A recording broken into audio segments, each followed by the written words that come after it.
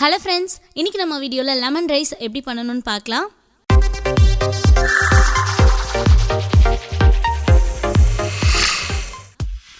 இப்போ ஒரு கடாயில் தேவையான அளவு எண்ணெய் ஊற்றிக்கிறேன். இந்த எண்ணெய் வந்து நல்லா காஞ்சதுக்கப்புறம் ஒரு ஸ்பூன் கடுகையை சேர்த்துக்கிறேன்.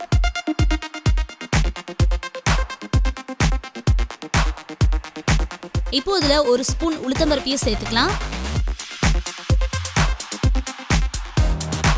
அப்புறமா ஒரு ஸ்பூன் கடலைப்பருப்பையும் போட்டுக்கிறேன். இதில் 10லேருந்து 12 வேர்க்கடலை எடுத்து வச்சிருக்கேன், அதையும் இதோட சேர்த்துக்கிறேன்.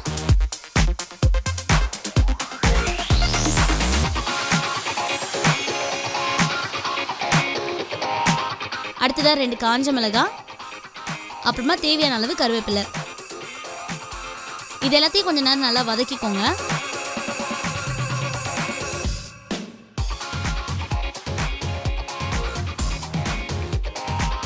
இப்போது வதக்கிட்டு இருக்கும் போதே நம்ம ஒரு பிஞ்ச் மஞ்சள் தூளையும் ஆட் பண்ணி இன்னும் நல்லா வதக்கிக்கலாம்.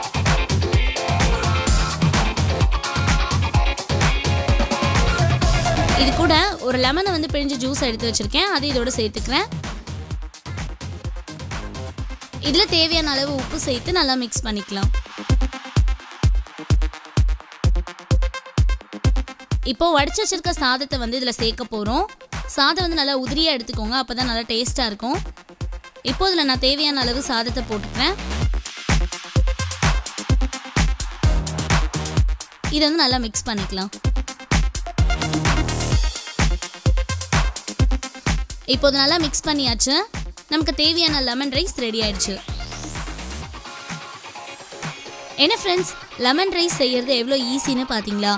ஸோ இந்த டிஷ்ஷை வந்து கண்டிப்பாக ட்ரை பண்ணி பாருங்கள்.